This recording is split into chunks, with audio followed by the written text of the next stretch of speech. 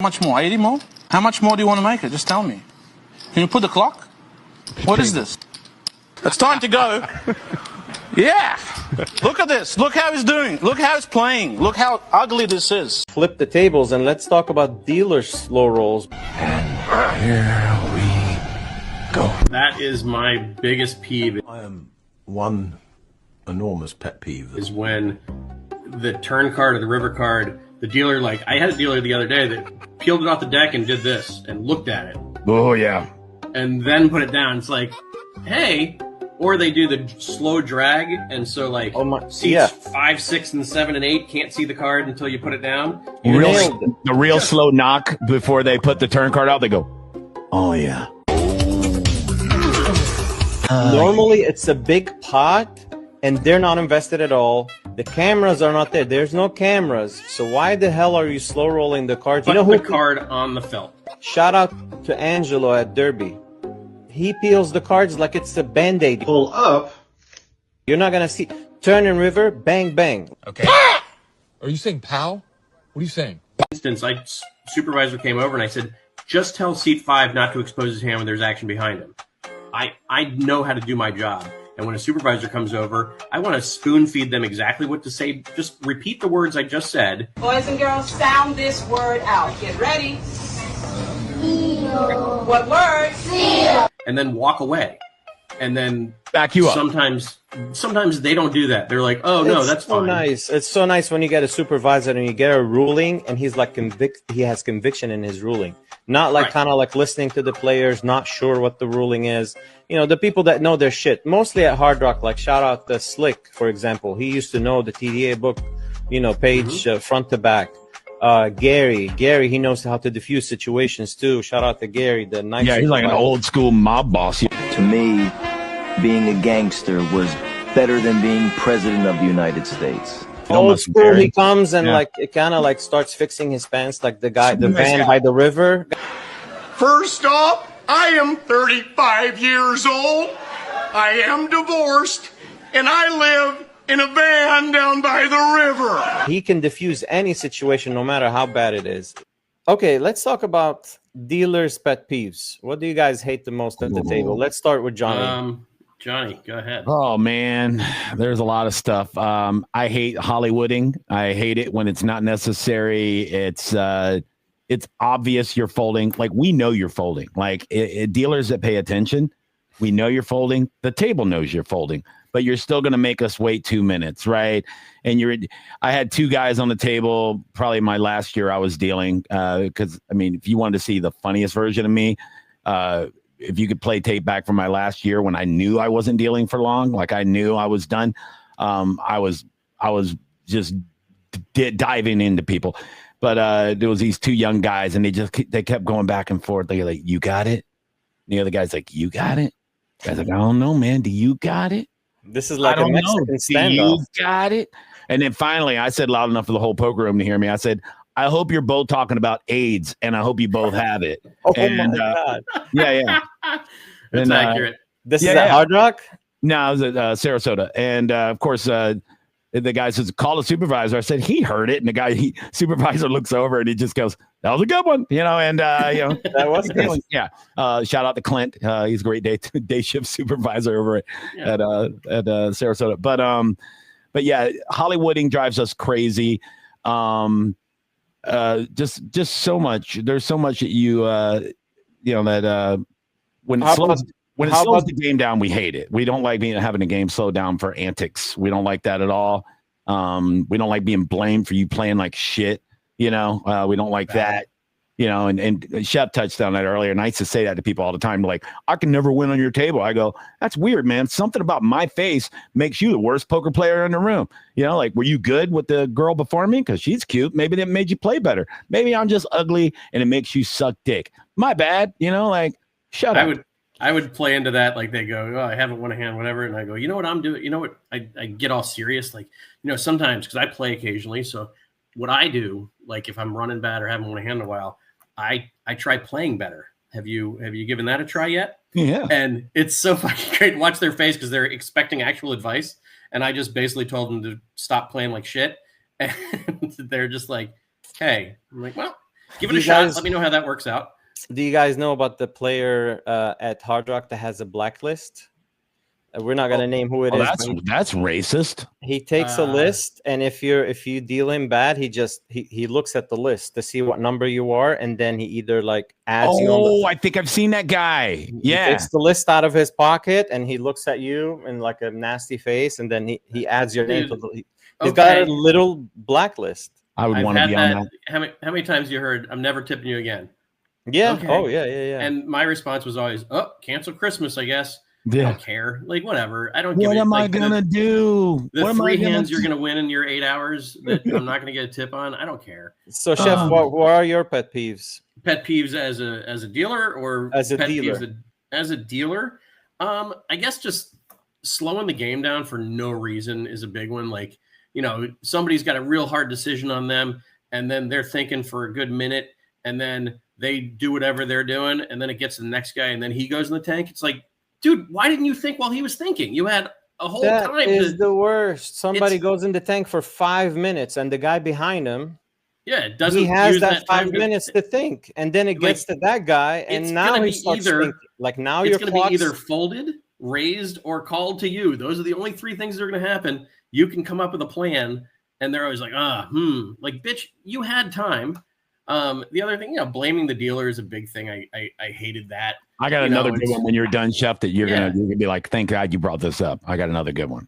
I mean, for the most part, just be pleasant and be polite, and don't blame the dealer for your our fault. And go ahead, Johnny. Here's one that used to drive me absolutely crazy. When you're trying to run a good game, when they're betting out a turn, when they're talking about their hands, when they don't have a hand, things like that, when they're exposing their cards, all those things are bad. But here's what makes it double bad. When you try to enforce that, and then they say, I do that with every other dealer, and they don't say anything to me. And they're right. Now you're the only one on your shift that's running the game correctly. You look like a dickhead authoritarian because the 3 dealers in front of you suck at their job. These guys suck at playing. You're trying to do your job to the best of your ability and uphold the integrity of the game for everybody at the table. And now you look like an asshole. That drives me nuts. Not only that, when you run the game properly, I had one where this guy exposed, like 2-5 game. There's a bet, a call, and then a guy in 3rd position with 2 players behind him goes, well, I guess these are no good, and shows pocket 8s. And I go, what are you doing?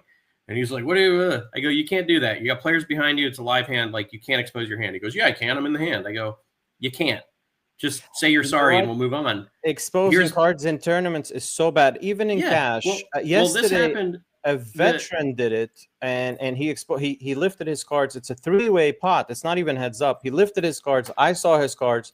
The player next to me saw his cards, and this guy has been playing for years. I said, I'm not going to name his name. I said, don't show your cards, because now that player has reads on 3 players instead of just you. Sure. Because I might show an expression and it could be the wrong. It happened to me in a cash game once, cost me $2K because I got the wrong read on the guy that saw the cards. He started laughing like it's not a good hand. I called and the guy had the nuts. So I don't want to get confused as the other player. So don't show your hand because it affects action. They'll do it like this. Yeah, I just wish there was too. I just wish there was consistency across the board with that, and then the supervisor that's called over to the table doesn't make the right ruling, right? And then you look like that instance. Supervisor came over and I said, just tell seat 5 not to expose his hand when there's action behind him. I know how to do my job. And when a supervisor comes over, I want to spoon feed them exactly what to say. Just repeat the words I just said and then walk away. And then back you up. Sometimes they don't do that. They're like, oh no, that's fine. Nice. It's so nice when you get a supervisor and you get a ruling and he's like he has conviction in his ruling. Not like kind of like listening to the players, not sure what the ruling is. The people that know their shit, mostly at Hard Rock, like shout out to Slick, for example. He used to know the TDA book, page front to back.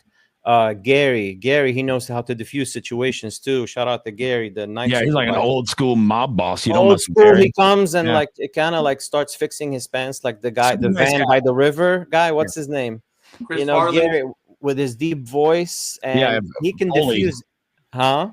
Foley. Foley, exactly. You're gonna end up in a van by the river. He can diffuse any situation, no matter how bad it is. Yeah, well, the thing is, back in the day, you would have a staff full of dealers that were really good at their job, and then you would have supervisors that would back them up on anything. I had a supervisor 25, 30 years ago that a guy kept slow rolling people. And back in the day, that was frowned upon. You would be asked to leave a poker room if you did that all the time.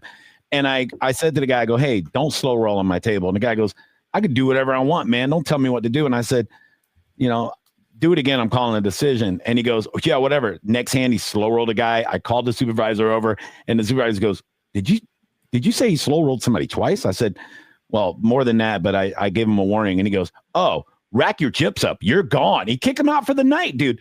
That was how it used to be. If you fucked up the game for everybody else and you were ruining the good time for people because of your horrible etiquette and you're doing it on purpose, get out of here. Bounce. Now, like, a supervisor won't back you up on anything, and none of the rules are really upheld, and the dealers don't give a shit. And it's just, it's one of the reasons why I rarely play anymore. Like, I used to play every day, and, I used to make decent money, and I can't mentally deal with it. Like, I could spend an hour or two in a poker room now, and I'm like, I gotta get out of here, dude. I'm starting to break out in hives because this is too annoying. I can't do it. Nicole said Gary was my favorite. He just retired. No, I think Gary still works, right? Gary White just retired. Retired? Oh, okay. Yeah. Aww. James said Gary White has been in the biz for 40 years. Wow, yeah, 40 years. Solid. He was retire. The day after I stopped working at Hard Rock, I was there playing, and he kicked me out. That's awesome. You know what? Dale was good people too. A shout out to Dale. Dale does a good job also. Yeah. Well said, Nicole. Yes, about 2 months ago. Okay, I didn't know that. Okay, talking about slow rolls, let's talk about flip the tables, and let's talk about dealer slow rolls, because that happened to me a couple days ago. That is my biggest peeve, is when the turn card or the river card, the dealer, like, I had a dealer the other day that peeled it off the deck and did this and looked at it. Oh, yeah. And then put it down. It's like, hey. Or they do the slow drag, and so, like, seats 5, 6, and 7, and 8 can't see the card until you put it down. The real slow knock before they put the turn card out. They go, oh yeah, yeah, and normally it's a big pot, and they're not invested at all. The cameras are not there. There's no cameras. So why the hell are you slow rolling the cards when you're not invested? It's like they want to build the tension, but this is not, we're not here for this. We're not here for the drama. We're here to play cards. Put the card on the felt. Shout out to Angelo at Derby.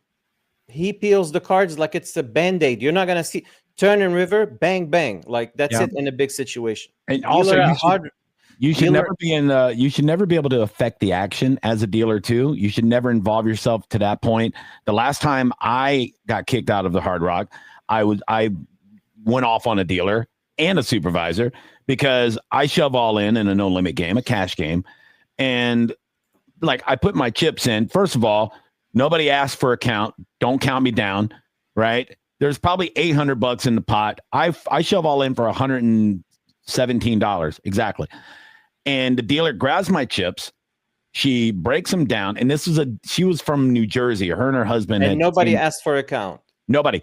Her husband had just came there to work from New Jersey. So if that fills anybody in, this is probably 10 years ago, 15 years ago. Mm-hmm. She's cutting my chips out. And immediately I'm like, oh shit, what is she doing? She looks over at the girl that's heads up with me and says, it's only 117. The fucking word only came out of her mouth. I immediately, before the girl even answered, I said, call a supervisor right now. We're not doing this, dude. I lost my goddamn mind, dude. Like, they say it's only this much, and they look at the other player. Like, she wants the call quick, so she ends the action and get on with the other hand. It happened to me ever. First of all, don't count my goddamn chips unless somebody asks. Yes. 2, the word only, or I know what I would do. I've had dealers do that. Just $100 to call. Right. How about you're getting like 8 to 1. You're getting 8 to 1 odds here, motherfucker. Like, it's inducing action so much, and they don't. At Silks, all in. I'm all in. The dealer right away cuts cuts the stack, counts it, and takes the money in without the other player asking anything. And I was bluffing. So the other player bets, I go all in for a little bit more. The dealer grabs my stack, cuts it down, counts it, and take the money in from both players. And he's like, it's only this much. Oh, it was a female. She said, it's only this much to call. Yeah. I didn't say anything because I don't want to give the strength of my hand. After the hand, I said, please call supervisor. And I was livid. I'm like, how is this happening? Like, she should know better. The supervisor backed the dealer. He's like, yeah, this is house rule. I said, well, this is a shitty house rule because it's infecting action. She cut the stack, took the money in, and she's like, it's just this much more to call. It's 100% wrong, and it can't be a house rule. I think I know who it is, and we can talk offline as to who that dealer is. But also, you know why it can't be a house rule? It slows the goddamn game down. That's another thing that slows the game down. Like, I've seen dealers do that too. There's 40 people all in, and they start cutting everybody's stacks down so they can get the pot and the side pots right. Complete the action. There's a good chance that the biggest stack's going to win, and you don't have to count all the shit. And you just save yourself 4 minutes. Like, what are you doing? Correct. Drives me nuts. Drives me nuts. And the slow roll, it happened also a couple days ago when like you said, dealer looks at the card first and puts it out. And I had at Hard Rock where the dealer like runs the card all around the sideways board, across, sideways, and then puts it. And the pot was huge. I'm like, I'm getting slow rolled by players and dealers. Just feel the cards. That's why I can't play, Carl. That's why I can't do it. And I had a talk with him. Do you remember at Derby, at Derby, they used to have like where the shuffler was kind of like in the middle of the table. It was like sunk down about 1.5 inches. And like half the time the turn and the river were like in the valley. And you're like, why? Like, I'm like, I can't even see the damn card. But they would slow roll it and then drop it in the valley. Designs these tables, the shuffler and the table should be all level. It can't be a valleys and, like you said, dips and. Yeah, that's one of my pet peeves. I think here you probably appreciate this pet peeve when you're dealing tournaments and somebody goes all in for whatever, and this dealer didn't count the stack down, right? And they're like, all right, just give me a stack of chips, and they try and slide them together to level them off to figure out who had to double this guy up. And I've had that happen. I'm like, no, count the stack, and I will happily give you that amount of chips because I've seen it go where they bring them together and then it just explodes. And now you're like, well, how many chips did he have? I don't know. Now you've got a pile of chips in front of you. The same dealer that slow rolled last time when there was an all-in, he's like, okay, give me the stack. I want to match the stacks. I said, what is match the stacks? Where are we playing Lego? Yeah, exactly. Count the stack. He's like, that's how we do it. We match the stack. What do you mean match the stack? I don't know where what the amount is, and I'll pay you. He wasn't trained by us. Match the stack.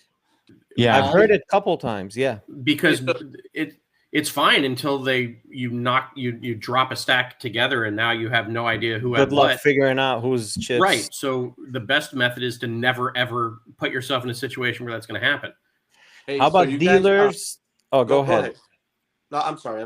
I just have a question about something that's been bugging me because this happened to me maybe 3 or 4 times very recently, and it's happened at the Hard Rock every time, and I get a different answer from different employees, different dealers, different supervisors, and I think I know the answer because it's the only thing that makes sense.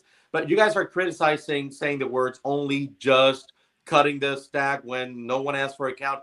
Obviously, because it feels like the dealer is strategizing for the player, like giving it. So what about this one? Again, it's happened 4 times in the last month. So it's driving me crazy. So when a player asks, say there's a raise and I 3-bet and then a short stack shoves, and it's a little bit more than the 3-bet and it could open up the action for me or not, you have to count. Now the player who raised originally, they asked the dealer, hey, does that open the action? Can the guy who 3-bet, can he re-raise again? And I really think the dealer should shut the hell up. Yeah. And maybe just explain the rule. Oh, it has to be double the raise, or however you want to explain the rule. But you can't say whether I can open the action again or not, because it's the player's responsibility to do arithmetic. They have to. It's on the same level as how much is in the pot, or can you spread the pot? Right. All those things which are not allowed, but then depending on the supervisor, depending on the shift, depending on the room, all these room dependent things, we're like, oh yeah, we spread the pot if the players ask. Well, then you might as well just count it. like give them a calculator too while we're at it. Like, yeah, no, I've had that before where somebody said spread the pot, and I said no.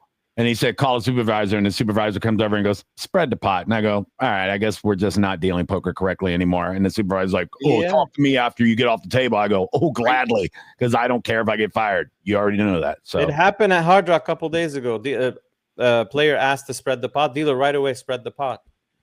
I mean, I don't know what the rule is now. I know when I dealt and when I was taught, I would never spread the pot.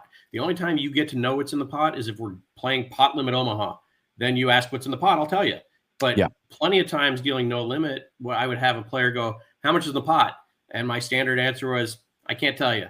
And he would, no, they would go, oh, you don't know what's in the pot? I go, no. I know exactly what's in the pot, but I'm not going to tell you because it's your responsibility to know what's in the pot. It goes back to you shouldn't be assisting anybody in a decision, whether it's strategy or helping them with math.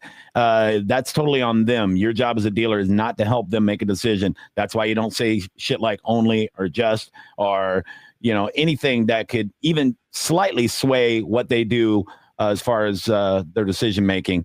And that's what dealers lose track of. Like, stay the fuck out of the action and do your job. Yeah. But do we agree that it's not out of malice? Like 99% of the time, it's just they're ignorant. They're dumb. It's properly. It's a combination of them not knowing the proper rules, the supervisor not knowing the ruling. I mean, I used to have a joke when people go, "Hey, what's the rule here?" My response would be like, "What shift?"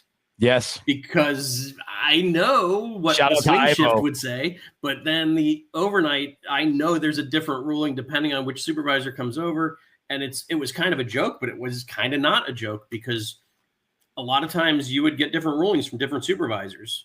That was a good point, Julio. It's not out of malice. It's lack of knowledge. I mean, sometimes it is. But I think most of the time it's ignorance, and it comes back to accountability. You don't have supervisors that are enforcing rules. You have supervisors that don't know the rules. I called out Ivo that used to work at Hard Rock, and I don't care. I don't give a shit if he finds out. I don't even know if he's alive. But that guy, when he came to the table, I used to play a game. What's Ivo going to say? Because you had no idea what that decision was going to be. I was in a hand. I remember Ivo. Yeah. I was in a hand where there was 4 to a Broadway on the board. 3 of us had the ace that made the Broadway. There was no possible flush. We had the absolute nuts. We turn it over. It was a new dealer. She didn't know who got the pot, which I thought was hilarious. Ace of Spades wins. That was the call. So she goes, I don't know what to do. And I said, oh, sweetheart. Okay. Well, call your supervisor. Cause in my head, I thought even Ivo will know this, right? He comes over and I told her, I said, go ahead and start stacking the pot up. Cause you're splitting it 3 ways. And he comes over and he looks at the board and she tries to explain it to him. The players, we had to help explain that we all have the ace. There's 10, Jack, Queen, King on the board. And he looks at it for like a half a minute and he goes, give it to the ace of spades. And I go, get the fuck, call another supervisor. Wow. Doing this, dude. Yeah, it was it was crazy. Yeah. I remember a carryover pot at one point. Somebody, like, I don't remember the whole thing, but they like made the $100 stay in the pot for the next hand. I was like, wait, what is this? I've heard about this. It was like 1, 2. Your first guy was like, well, I'm all in, I guess, because there's 100 dead money out there. It was like none of that made sense. Can I please share a decision with you from a dealer and a supervisor? It didn't happen to me, but this was very recent. And I was in the Chicago area about a month ago. And by the way, I don't know if you guys have played in the Chicago area, but I thought poker was dead in Illinois, and it's not. It's great. They got the like Rivers, Horseshoe, whatever. But there's this other little poker room. It's called Hollywood Aurora. It's like an hour and a half west of Chicago, I think. Anyway, listen to this, because this is just the craziest, most craziest decision I've ever heard of. But the supervisor had the intent of backing up the dealer no matter what. Now, listen to this. I'll make it short. Turn comes out. This player checks. Player in position bets. Now, the first to act calls. And after they call, before the river comes out, the guy says, I check dark. Verbally, I check dark. And he checks with his hand.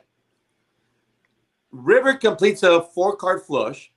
Now, the guy in position thinks for about 30 seconds and he decides to check. But now, after the guy checks, the guy who had checked dark said, hold on. And he says the following words. I know I checked dark, but I changed my mind. I would like to bet now. And the dealer says, oh, go ahead. What? So, wait. Hold on. And so the player who already checked behind, he says, but he checked dark. And now the dealer says the following words. Yes, but the action changed because I put an extra card out. So the river is the action changing so he can do whatever he wants. So this is blowing my mind. And he calls the supervisor and he explains it. And the supervisor says, oh, yeah, new river card changes the action. He can go ahead and bet whatever he wants. So now the guy goes all in.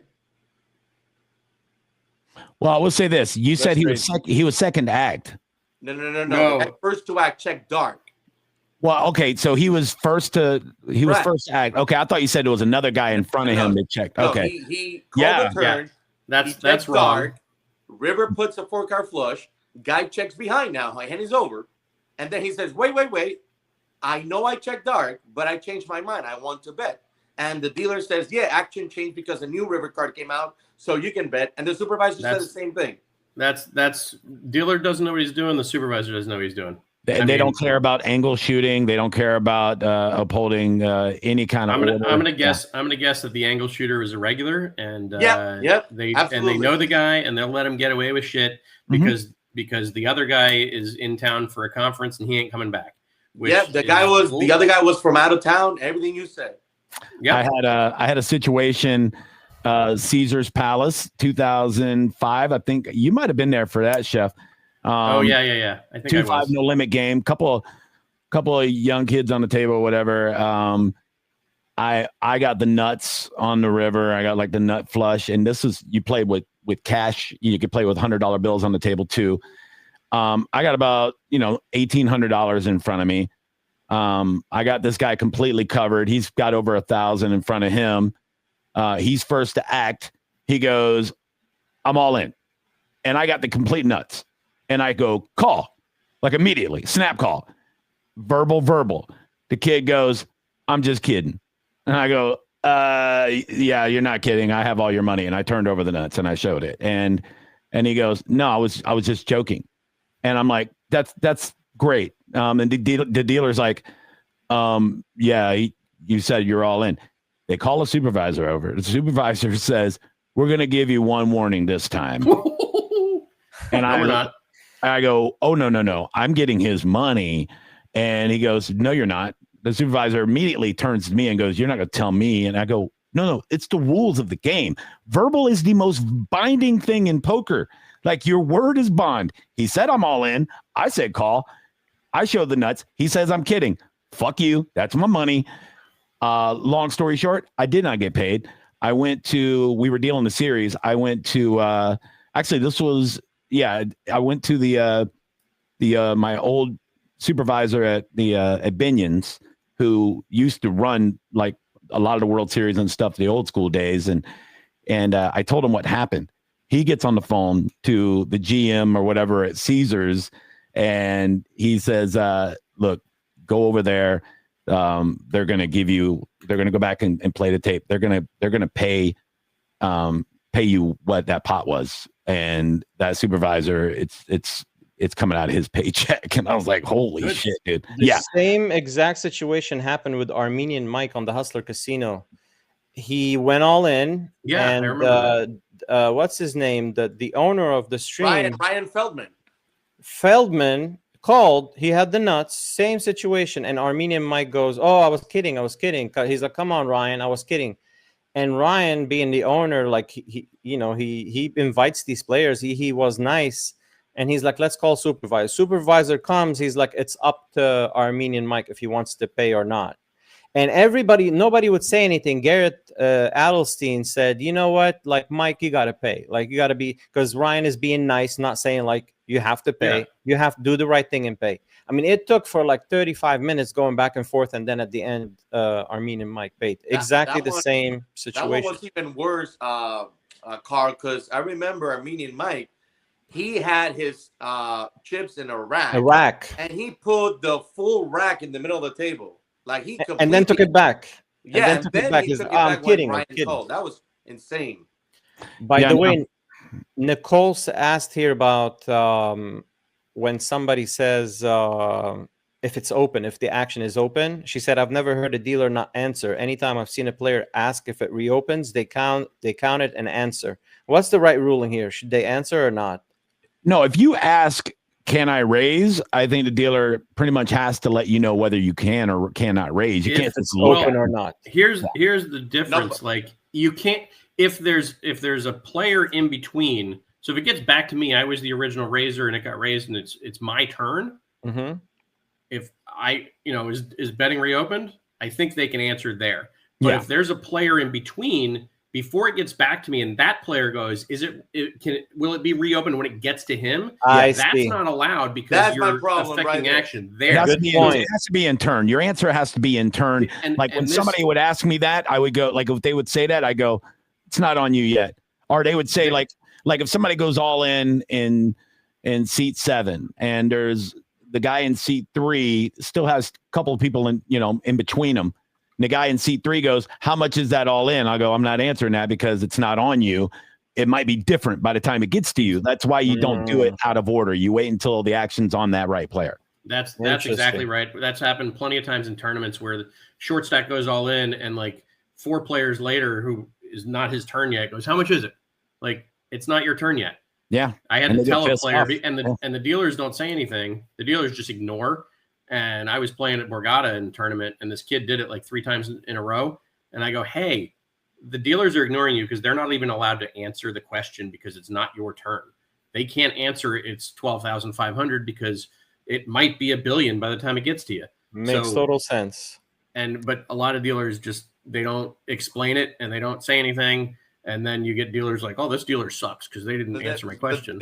But because they don't play poker, or at least they don't understand poker, they don't understand the difference in between what Johnny said. If it's my turn and I ask, can I raise? Oh, you have to tell me. But I can't ask you, hey, can that guy raise?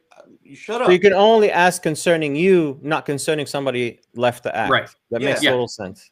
Yeah, if it's not your turn. Nothing should be done out of turn ever. And that's same thing with playing, that's why dealers should uphold everything happening in turn, because you'll see little shit. One of the things that the big pet peeve of mine playing and dealing is when action is on somebody and the guy after him goes, well, I'm going to call no matter what you do, or I'm folding no matter what you do. And I go, well, now you just gave this guy all the information he didn't deserve to have. And you left the guy that's all in on an island by himself. He can't fucking do anything. His money's already in there. You dickhead, you're out of turn. Why are you talking about what you're going to do when it's not your turn? It's not about you. This isn't goddamn the Truman Show and it's a movie about you. There's a lot of other people involved, including the guy who's already got his chips in the pot. You piece of shit. Shut your mouth. I think there's a ruling in the TDA now that out of action verbal is binding, even if the action changes. Like if you say before 5 people act, I'm going to go all in this hand no matter what, they hold you to it. I don't know if it passed or not, but they were talking about it this year. I think the rule should be you get a round penalty for doing announcing something like that. That's how it used to be. If you did anything that was against the rules or anything that could be considered an angle shoot, you sit out a round. Learn your goddamn lesson, and if you keep doing it, bounce. Get the fuck out of the poker room. You're not good for the game. Carl, let's talk about. I have a question. Oh, go ahead. Go ahead. Yeah. Or you as a player now, because obviously, like we said about the dealers, they're not doing this out of malice. They're doing it out of ignorance, right? Especially for me as a cash game player. If the people who usually do this, not out of malice, but out of ignorance, they play Johnny bad. shook his head. Johnny I think it's 85% ignorance, 15% sometimes it's malice if they hate the player. Maybe it's maybe a sprinkle of okay.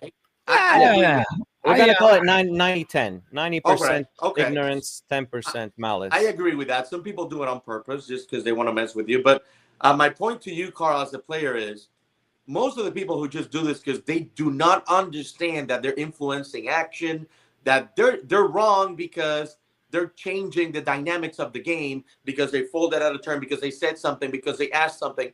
These people play so bad that I put up with it a lot, and I don't say a damn thing in cash games because I want them to feel comfortable and just be ignorant and just keep giving me money. Here's the thing, same though. way in tournaments. Well said. Here's the thing, though. You as a player should not have to address those. The dealer should be addressing those, and be like the dealer is allowed to be the bad guy as the dealer and enforce the rules, because same as calling out a string bet. If the player calls it out, well, that's saying something about your hand. If you want to let the string bet stand or you don't want to let the string bet stand, it says exactly where the strength of your hand is. If the dealer stops it and goes, nope, that's a string bet, I'm enforcing the rule, period. I don't know what your hand is. So as a player, you're kind of handcuffed when situations like that. Do you say something? If you say something, you're risking like exposing what your holdings are, or you're going to piss this player off, or there's a million reasons not to say anything as a player. But that's why you should, I've stepped away from the table, talked to the supervisor and be like, hey, this happened and the dealer's not enforcing the things they need to. So please have a chat with them when they're off the table, because you shouldn't have to enforce that as a player. Fair? On that note, let's talk about dealers talking strategy after the hands. Oof. They talk percentages and or tell you, hey, you played the hand well, or you had this much percentage on the turn, or sometimes or tell a losing player what they should do to beat me next time they're in the hand with me. I've had that happen before. He's like, I took a big pot off a guy at Derby, and the dealer goes, yeah, next time you shove on the turn, he never gets to bet you a number like that. And I'm like, shut your fucking mouth, dude. Like, he's just teaching him how to exploit you next time. Why don't you get out of the box and hop on the table and show me how to fucking win, you loser? How about that, idiot? Yeah, that drives me nuts. Yeah. One thing I've done as a dealer, when I hear a bad beat story being told that is just over the top and embellished. This happened one time where this guy's like, oh yeah, and this happened, and then I did this, and the guy got all his money. This whole elaborate bad beat story where the table's like, oh my God, I can't believe blah, blah, blah, blah. The whole hand, and he's done. And I look up all quiet and I go, yeah, that's horrible. Except I dealt that hand yesterday, and that's not at all what happened. Do you guys want to hear what really happened? And then I was like, so basically he had an under pair and he jammed all in to see where he was at. And then he found out, and that's the end of the story. And this kid was like, seriously, chef? I go, well, I mean, if you're going to embellish the story that bad, yeah, I gotta, call you out on it. And, he was kind of a douche, so I didn't feel that bad, but it was pretty funny. I like also as a dealer when they'll start a poker story and you just shut it down immediately. They'll go, you're not going to believe what just happened to me. I go, yeah, I bet I will. I bet I will. Lost with aces. That's the worst when players are telling bad beat story. I see it all the time, telling dealers the bad beat story. Like, dealers, you're seeing poker all day. You don't want to hear a bad beat story. You're on I'm sorry, you're on a tournament table and you see a guy walking, he's leaving his tournament table and he's throwing his hands up in the air because he wants everybody in the tournament to know he just got bad beated. And he'll look over at somebody at your table and go, and I go, I know, your aces. Somebody flopped a set of fours, right? And your aces? I know. It's crazy. What's coming. You know it's coming. It's coming. Shout out to Matt Kiefer, by the way. That was going to be a surprise. I was going to bring him on the pod, but he had a meeting at 2. He couldn't come on, but I'm going to bring him on the next pod. His content is funny as hell. Let's watch this clip from his. He posts material for WPT. These guys, they're just people. No more skill than I have. A lot of them just have the bankroll, like rich parents. Yeah, I wish you were around for a couple of the deep runs I had. I mean, I should be sitting right next to these guys. See his hand go over his face? That's a bluff, 100%. So when I play poker, it's not about the cards. It's the people. You got to just spot information. Oh, I love that sound. Makes me want to play right now. You could come with me, pull up a chair, just kind of sit behind me for hours and just don't say anything. That's, just stay quiet, have fun, and just watch me play poker. Probably be good for our relationship. That's good. Yeah. He was going to come on. I told him to come on for a couple of minutes, but I don't think it's going to happen. I always joke. So when I go to Vegas, my wife and I love Vegas. We go there, we love the food, love the thing. I like to play poker. She goes to the spa. She spends all day in the spa. I spend all day in the poker room. We meet up for dinner. It's wonderful. And people are like, oh man, is that, because she doesn't really gamble. And I go, but the only downside is she's never come out of the spa plus 1,000, And if she did, I'd be like, wait a second. It could be negative 2,000. Can you explain what happened in this? Like, how? What kind of spa was this? Right, exactly. So it works out well. We enjoy our time there, but she wouldn't sit behind me and watch me play poker. She'd probably slit her wrist with a cut card. Watching people play poker without knowing the hole cards. Ugh. It's really weird. And when you got two guys doing it, like when there's a guy straddling the back of his buddy's chair and watching him play, when I was dealing, I'd be like, how long have you guys been together, dude? They're like, that's cute. You know what I mean? Give like a back massage while you're sitting are you guys are you married yet? I mean, I'm ordained. If you haven't tied the knot, I'd love to help you out with that. You're like, oh, it's just my friend. I go, I don't know, dude. His balls are on your back. He's watching you play poker. Seems like he could probably be doing something else with this time. You guys look good together. I mean, I'm not homophobic. I think you guys are adorable. Oh, just shut up and deal. I'm like, all right. Did you say that, or did your backpack say that? I couldn't even hear that. I'm sorry. I'm gonna share one clip from your stand-up. Let me just. Enjoy, everybody. I'll be Clearwater at Muck Sports Bar this Friday. My career's on fire. Where this Friday? Mugs in Clearwater, Friday night, 8 o'clock. Yeah. Okay. Come on out. Well, what's the time? 8 o'clock, Friday night, Mugs in Clearwater, baby. Okay. Headlining. Yeah, come on out, man. Friday, this Friday, 2 days from now? Yep, the 26th. Come on out. It's going to be fun. No, she's a tiny woman. The other day I was doing laundry at the house because I'm a bitch. Whatever, I work an hour a day. I can do the laundry. She has a real job, And true story, I'm folding one of her little tiny hoodies. So cute, right? This little Barbie doll hoodie. I'm putting it together, right? And I fold this little thing, and I got to thinking, what size shirts is this lady wearing now, right? I might want to buy her something for her birthday or Christmas, right? So I looked at the tag. I didn't notice the size at all. It wasn't even English, right? I was like, what the hell is that? So later that day, I'm talking to her. I go, hey, babe, what size shirts are you wearing now? She's like, oh my God, I forgot to tell you. In some brands, I'm actually wearing children's sizes. Well, you just messed our sex life up forever. You think I'm ripping off your Oshkosh Bagosh overalls tonight?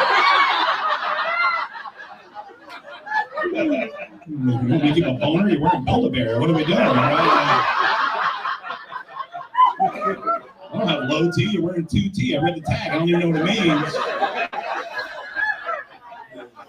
Living with a toddler, it's weird, right? Yeah. Don't get me wrong, I have sex with that baby sometimes, but sometimes I'll hit it doggy style and burp her at the same time. Oh my God. That was a big one, yeah. Stop eating that broccoli. Yeah. Horrible.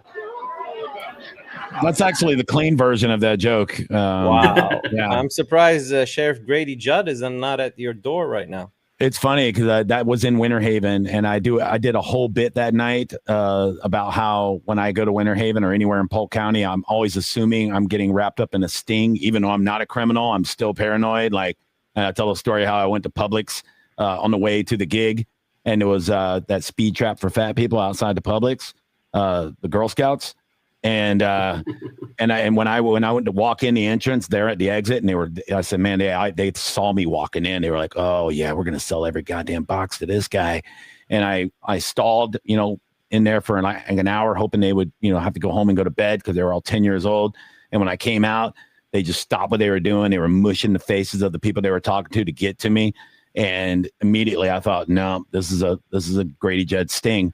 And as soon as they were like, hey, sir, how are you? I go, not today, whore. Not today. All right. Oh my God. I'm not going to end up on some press conference.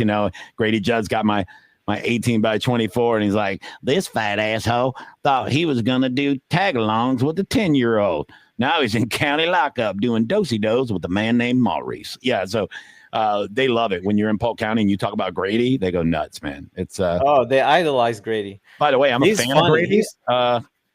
Check that out, buddy. Oh, what? How many people have a Grady Judd doll? Look at it. He's got a gun and everything. What are the odds of that I mentioned Grady and you have a string? Look, no, listen. That was such a train wreck. The only thing we didn't see was a monkey in a top hat lassoing rats. It's so good, dude. See you at the next press conference. Someone does something really stupid, and it won't be long. It's so good, dude. I love this guy. No, I was talking about him on stage like a year ago, and after the show, I was talking to a couple of the locals and saying how much I loved him. And then I did a charity event for a guy named Ed that needed a kidney transplant, and they gave me like a little care package for doing the event, and this was in there, and I was like, hell yeah, dude, it's a prized possession. My little Grady Judd, nice. I need a little Sheriff Chronister too. That'd be nice. Chronister's Polk is Chronister's, no, he's Hillsborough. Oh, Hillsborough. I actually know him. He's pretty cool. He's a pretty cool guy. I've known him for ages. When I used to manage restaurants, he was working the security detail back at Bahama Breeze, probably in say 25 years back. He was working. He's married into the DeBartolos now. So he's filthy rich. So he's doing quite well. No, super nice guy though. Very handsome too. We've hung out. Yeah. Let's knock a couple of comments from the chat on the Facebook post. Nicole Renee says, shout out to Nicole, amazing trio. 3 of my favorites all time. She said trio because James was supposed to come, but James bailed out on us.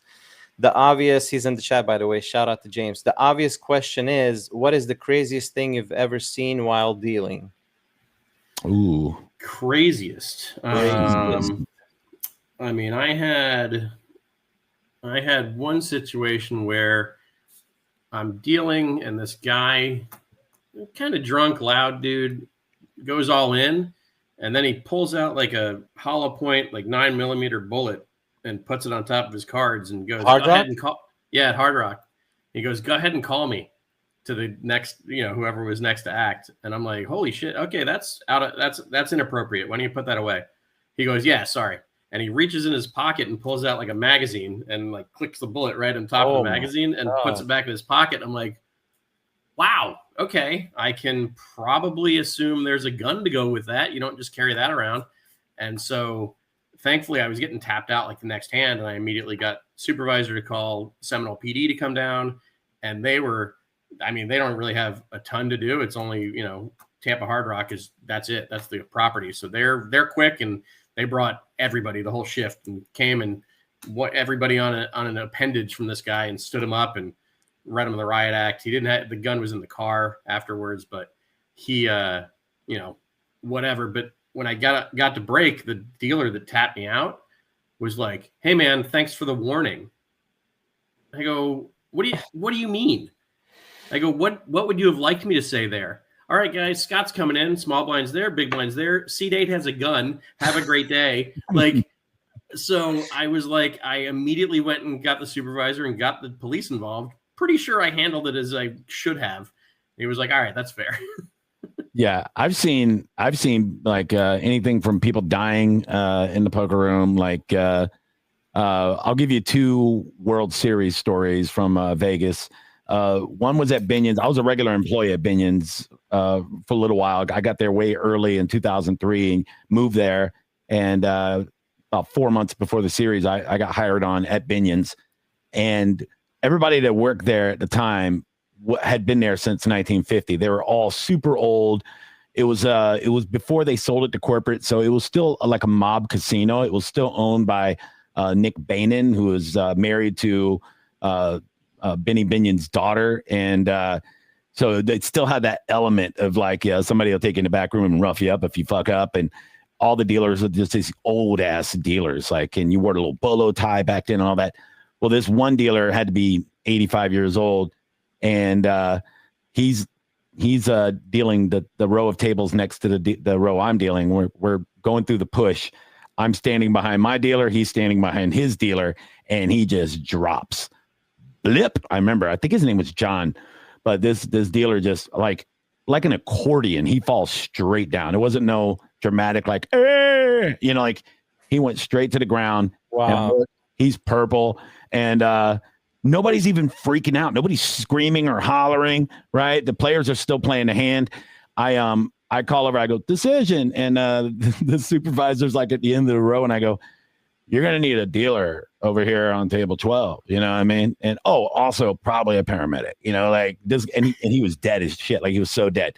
The other Binion story was World Series 2003, the weirdest, craziest hand I ever dealt.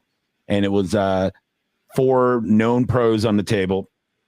Kathy Liebman was on the table. Chris Ferguson's on the table. And I'm trying to remember the other person, but the main one was TJ Cloutier's in seat 1. I was only about 3 or 4 years into dealing. My first time dealing the World Series. I was nervous as shit. And also I got these world beaters on the table. And I was a big fan of poker, just like everybody else. So it was like being starstruck, being nervous, all that at the same time. Well, I'm on the flop on this pretty big hand, a lot of pre-flop raising and stuff. TJ Cloutier whispers in my ear, and he's a big guy. If you remember poker way back in the day, I don't think he even plays anymore. But yeah, there he is. Ooh, he played professional football. Is yeah, he dead? I don't know. I just haven't seen him around. But he's a degenerate dude. He would win and go straight to the pits and lose immediately. But he whispers in my ear on the flop. He goes, "Where are my cards?" And I look over and he's got his hands like this, but behind his hands, his cards, I mucked them on accident, completely mucked them. And I go, "Oh shit." And he so calm, like just a calming parent, he goes, "Relax, just relax." And I'm like, oh shit. Okay. And the turn card comes out and he's got his hands now over the table like this. He's first to act. There's 4 people in hand. He goes, "I'm all in." And I'm like, I wanted to just scream like, "What the fuck are you doing, dude? Like, you don't have cards, right? This is the main event. This is the $10,000 buy." And he says that. And now I got to be an Oscar performing actor here. I can't let anybody know I know what the fuck is happening. So I'm just stoic, just dead faced. It was crazy because I thought, man, if I do anything to alert these people, this guy don't have cards, he's going to murder me. I might get drugged into the back and get beat up by mobsters. I don't know what the hell is going to happen. And it took 5 minutes of people being in the tank. And one guy, it took him forever. And I'm just like in my head, please, God damn it, please. And then finally the last guy folds and he takes his big ass hands and he just slides them over the muck pile. And I was blown away, dude. Like this is insane.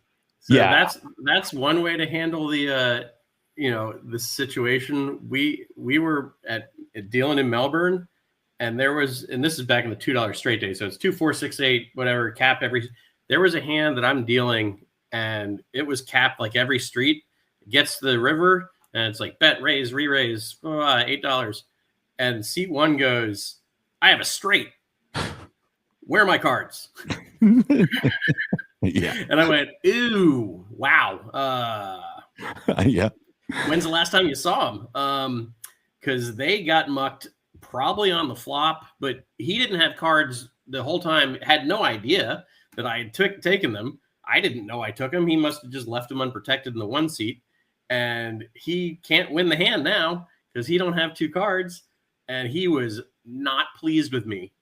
And then I think Johnny pushed behind me, was the next dealer. And this guy had a wall of chips lined up between him and the dealer. So the dealer could not get to his cards ever again. Yeah. But so there's 2 ways to handle the missing card situation.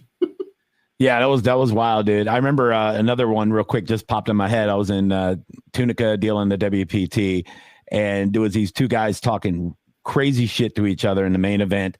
And I'm looking at the guy in C2. I could see his hand.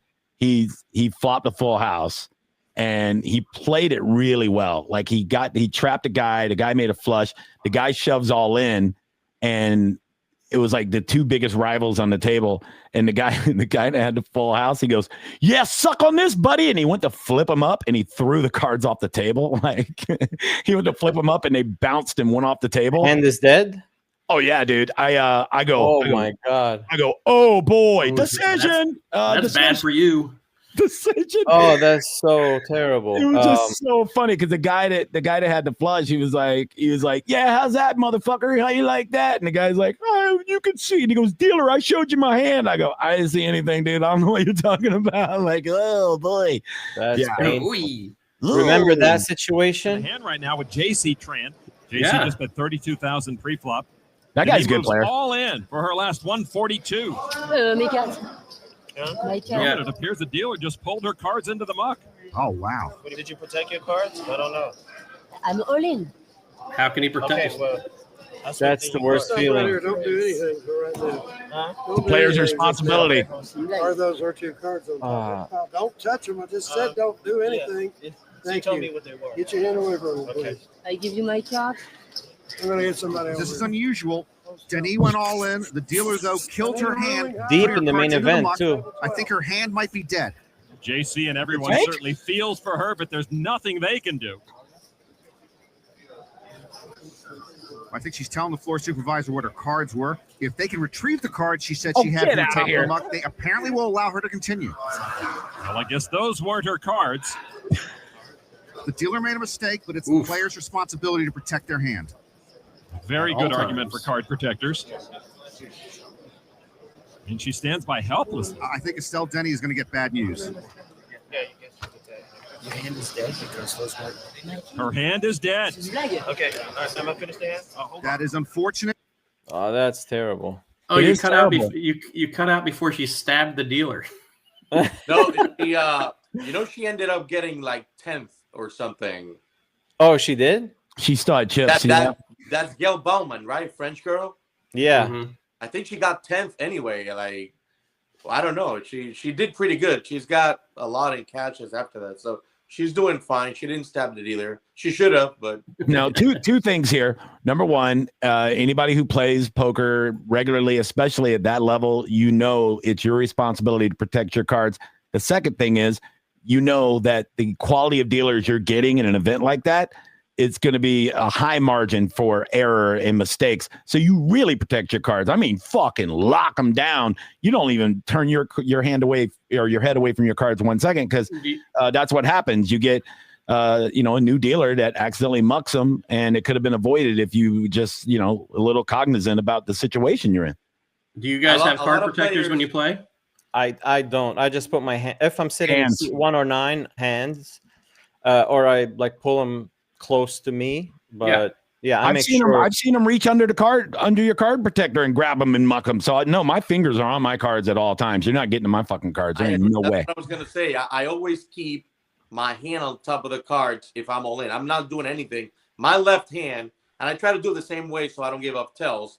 I'm sure I'm giving up tells anyway, but my left hand always gonna be on top when I'm all in until it's time to reveal. There's no way anyone's gonna, because not only is the dealer grabbing your cards by accident, but you know what's happened that I've seen? Someone mucks their cards during the helicopter and then they land on yours and now your hand is dead. No, fuck that. You keep your whole hand on top of it until they say I don't reveal. like to put my hand on the cards because I want the other players to see that I'm in the hand. Because sometimes... No, but I'm talking when I'm all in. Yeah. Oh, when you're all in. Okay. I mean, there's another thing too that another pet peeve of mine where cash game typically is the dealers want to frame the cards bring your cards over into the middle of the table. Yeah, like it's TV. Like it's TV. And it's no, murder those other cards so I have the only live hand so I win, because I don't ever release my cards. I've seen dealers grab your cards and then put them in the muck and the other guy's still got a live hand, or, there's plenty of situations like that where it's I'm going to release my cards when either A, I get the pot, or B, I confirm with my eyeballs that I lost. Those are the only 2 times I release. And these guys that just let their cards go and wait, you mucked my hand. Well, you let me muck it, so it's kind of your fault. I shouldn't be able to get to them. I view it like your winning hand is like a winning ticket in a sports bet, right? So, okay, I won that race. This is my ticket. I will give you this ticket when you give me the money. We'll do it at the same time, like we're doing a hostage exchange. Let's not fuck around. I need every key. I need all these other cards better be in the muck. I got the winner here. Now you get these cards when daddy gets the money, and if I look like an asshole, I don't care, but there will be no mistakes when it comes to my money. Let's do it all by the book. Yeah. When they try and push you the winning pot and there's still 2 hands face up and you're No, murder those. Those things need to be killed. My brother just reminded me of another really funny, quick story with poker. The day, there was a day after 9/11. September 12th, 2001. We're dealing midnight shift at the bingo hall. It was still the bingo hall. It wasn't Hard Rock, and the alarms go off, like just every alarm in the place, and so. The procedure was like for a fire or whatever, they had a route. It was on the little wall, like you go out the back door, you walk out to the parking lot and you wait until they tell you that you can go back inside. So the alarm goes off the day after 9/11. I look over at my brother. We both put our decks down in the middle of the hand, get up and walk out the building. Nobody walked out with us. Not a dealer, not a player. Nobody cared that there was alarms going off. I was going to say that earlier. Poker players don't flinch unless you see smoke and fire in the room. Nobody's budging. If the table were on fire, they might not leave. The building, the walls. Once the wall starts getting engorged, they might start leaving. But besides that, nobody's moving. The funniest part, though, him and I are standing in the middle of the parking lot, waiting. The alarms are still going off.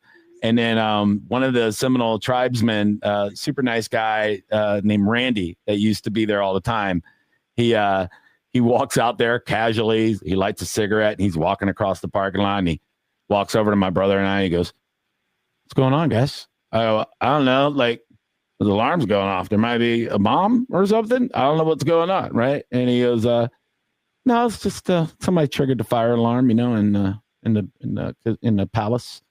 You guys want to come back in and deal?" I go, I guess, the whole time my brother and like, are we the only two people that know that, that the entire country is under like full alert, like we didn't know if planes were done crashing into shit or if there was any other attacks about that. Secondary, yeah. At the very least, maybe it's on fire.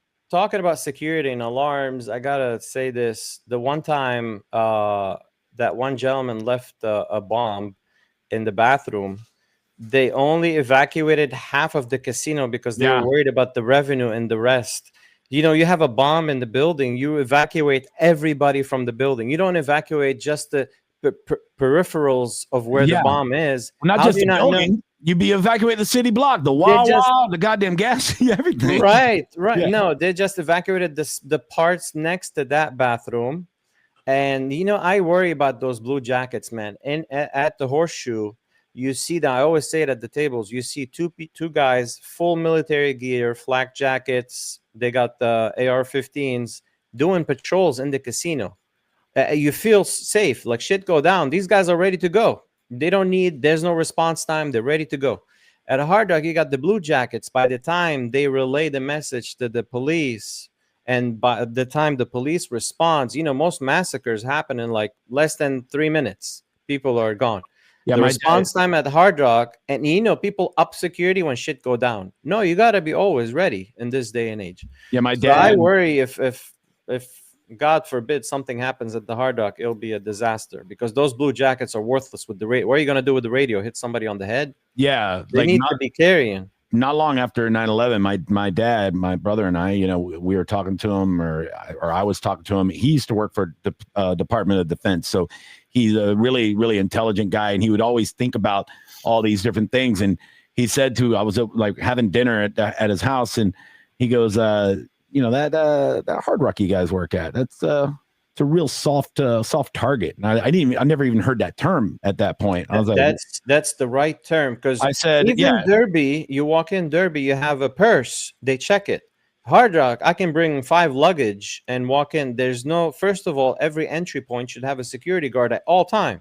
Yeah, that's what my dad said. My dad said if you had 4 terrorists that all had backpacks full of C4 and they all walked into different entrances simultaneously and all hit the button at the same time on a Friday night, wreck the place. It'd be a lot. It'd be worse than 9/11. It'd be unbelievable.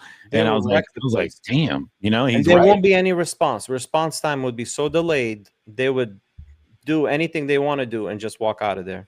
Yeah. Anyway, we don't want to turn this podcast dark. It's been fun, guys. We have 3 more comments from the chat. We have David Hall. He said, "Happy to see Daniel Leeds there." I'm going to Hard Rock, guys. I'm kidding. I'm kidding, you two. Jesus. Michael Locke, shout out to Michael, said some legends.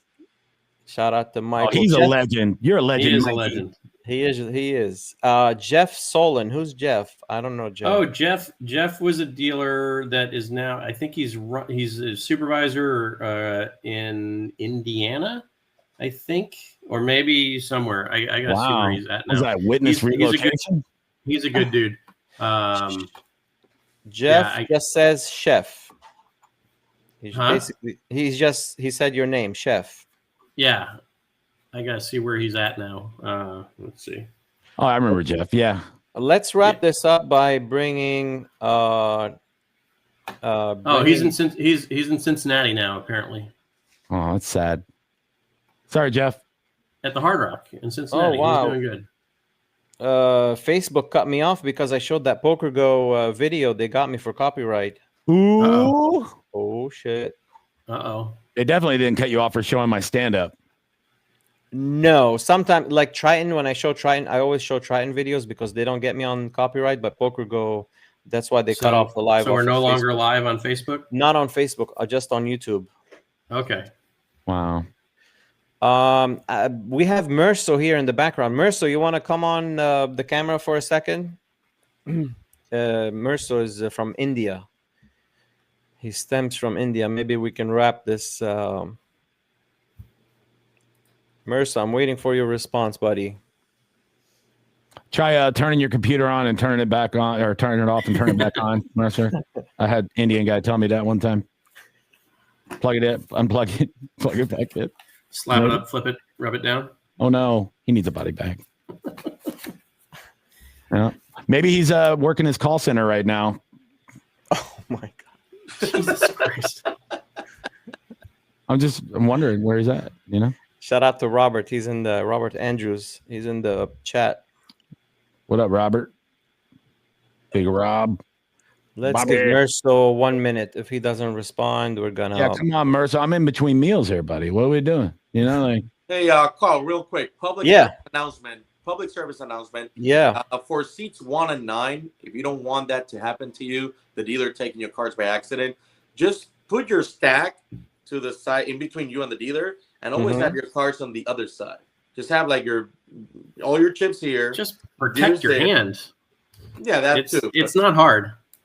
It's not. I bring the cards as close as possible to me, but I want them visible for other players. Like I don't like players that put their hand on their cards. And when you're in a hand, I always ask in the beginning of the hand if it's multi-way, how many players, so I know if it's 4 ways, 5 ways. And then during the hand, it's nice to see people's cards. Sometimes they put both hands on the cards. Well, yeah, you could. When I say put your hands on your cards, I mean like a couple fingers on your cards, so people could still see you out of hand. But you also have a little control of whether somebody's going to, swipe them from you. Also, don't be afraid to profile a dealer. If they look stupid, chances are they're stupid. So really protect your hand around somebody with a dumb face. That's not fair, Johnny, because Chef is a great dealer, regardless of how he looks. Better safe than sorry, dude. Better Fair safe enough. than sorry. Yeah. Hey, you don't tip enough to talk shit about us, buddy. No, and you're right, Carl. The idea of the stacking between you and the dealer, it wouldn't work for you because you don't usually have enough chips to do that. So. Oh, damn. His chips are typically afraid of heights. He keeps them like 5 high, just low, nice and low. I stack them. They're easier to shuffle if you only got 5 high. Yeah. I stack them like Becker. Becker used to stack them 5 high just to annoy people. Exactly, but he did it to annoy people, and it worked on me for sure. It worked on me too. I believe he has some additional skill other than just the chip stacking annoyance level, because that guy's a world beater. Yeah, yeah. You have to earn the right to be annoying sometimes. No, he's not annoying at all at the table. He's great, but the chip thing, it really pisses me off. Just do stacks of 20. You're a professional. Stop doing that. I always would just ask players if their chips are afraid of heights. I mean, I like to have one stack of 60. That's how I like to keep them. Like really. That's when I bump the table underneath. Hit my knee on the toke box just to make the whole table shift. I stack. Oh, what happened? Okay, Merso is with us now. Hey guys. What's up? What's up, Merso? Hey, Merso, how do are you me a guys doing? favor. Turn your phone sideways so we can see you full screen. Oh shoot. Not your hat, your phone. Yeah. There it is. There you go. All right. How's everybody doing today? Thank you for the invite to your podcast. Of course, of course. All right, I like that. It Go was ahead. kind of a DEI thing. He wanted to kind of mix it up a little bit, a little diversity. Yeah, we wanted to include people from India. I mean, Body. Thank you very much today. I like it. Merso is actually from Bosnia. Yeah, yes, sir. Bosnia, half Bosnian, half Indian. Yep. Very good dealer. Very good. Very good. I agree a lot with you. I've been actually watching you guys since the beginning, and a lot of the stories check out. Like I went through a lot of them as well. You know, just witnessing stuff. But yeah. How long have you been dealing? Well, almost 2 years now. Okay. Yeah, I've been playing for 20. I started in 2004, and A lot of people started like that was the poker boom, so like it brought a lot of people into the poker world once it became so relevant on TV. And for people that had been playing poker since like 1985, it was a lot of good money for us for a while until people figured out how to play. It was beautiful. Yeah. People figured out how to play. Over time, you know, are the nerds, they got off their computers and, you know, they started coming to the tables and, you know, all these like autistic 20-year-olds that were playing 80 tables at a time on party poker started coming to the poker rooms. You're like, oh shit, this guy is really good at math, you know? And, yeah, it became a little tougher after a while, but the money was nice for a while. Like 2005, I made 20 something final tables in tournaments and made a lot of money in 2005. Hey, I have a question. Now that we have a Derby Lane representative here, and that you guys have dealt at the Hard Rock, Club 52, best poker room to deal in Florida, to be a dealer, not a player. I mean, I haven't dealt in any other room, dealt in 2 rooms here. I mean, I like Hard Rock for a couple of reasons. One, you know, the employee dining room, the benefits if you are full-time, those are nice, but the hourly wage is awful compared to some of the other rooms that you get a higher hourly wage. You know, I guess each room has its own, you know, pluses and minuses. You know, dealing in some of the smaller rooms have a lot more regulars, which is way better for tips, right? So if you're in a place that has a lot of, you know, a lot of tourists, nobody knows you. They're just here for a few days and they're gone. You deal in some of these smaller rooms where it's like, you know, 10 tables or less, and you see the same faces over and over again, you know, it can be really good for you financially. I think they're all pretty comparable. Like, you know, they all have their pluses and minuses, but as far as Tampa area poker rooms, they're all pretty much like your pari-mutuels are pretty similar. It's really the atmosphere, you know, like to me, I kind of like the, you know, like the ambiance, you know, like I think, you know, TGT is a great room, but, you know, you're in the middle of the hood. So, you know, you're afraid to walk out with too much money in your pocket. The Silks is, you know, it's a nice looking room, but it's also way the hell out. It's not easy to get there no matter where you live, unless you live in Oldsmar, you know. Derby Lane is kind of cool, but, you know, it's also like, you know, the tables are 10 feet wide, you know, and you're watching the dealers like, please push your chips in, please push your chips in, please. You know, there's pluses and minuses. The Hard Rock is cool, except, you know, there's people there to hate my guts, so I don't go there. Yeah. Maybe well, you came on the podcast anyway, and so you don't care. No, I mean, there was people I used to be married to that work there, so you know what I'm saying. You know. Okay. Oh, so they took half of your stuff. That's why you're mad, huh? No, it's not that. It's just they may still hold grudges, you know. Maybe. I don't know. You know, she talks to me now, so I mean, I got that going for her. Well, that's good for you, buddy. Anyway, she really enjoys the employee dining room also, but yeah. So it's all about. I think the best poker room ever in the history of the Tampa Bay area was the Double J, and if you ever had the privilege of playing in the Double J. You know, it was the best poker room with the best dealers, the best food, a massage therapist on staff, catered by the best local restaurants. And it's really, really sad that the Double J doesn't go anymore because it's the best goddamn money I ever made in my life. And it was the best time I ever had in poker. RIP Double J. Derby, they're trying to have new owners. They added few things. They're giving the place a facelift. It's nice to see, as far as players, that the place is actually putting an effort. Yeah. I don't know how much I was talking yesterday with a player. Maybe they need a tournament director if they want to up their game. They have so much potential. They have enough tables. The room is like open and nice. They can kill as far as like they can have big stops, maybe 3-4 stops a year as far as tournaments. All right, guys, thank you for coming on. We're gonna wrap it up. Thank you, Johnny. Thank you, Daniel, Julio, Thank you, Merso. guys. Thanks, guys. See you at the table. Thanks.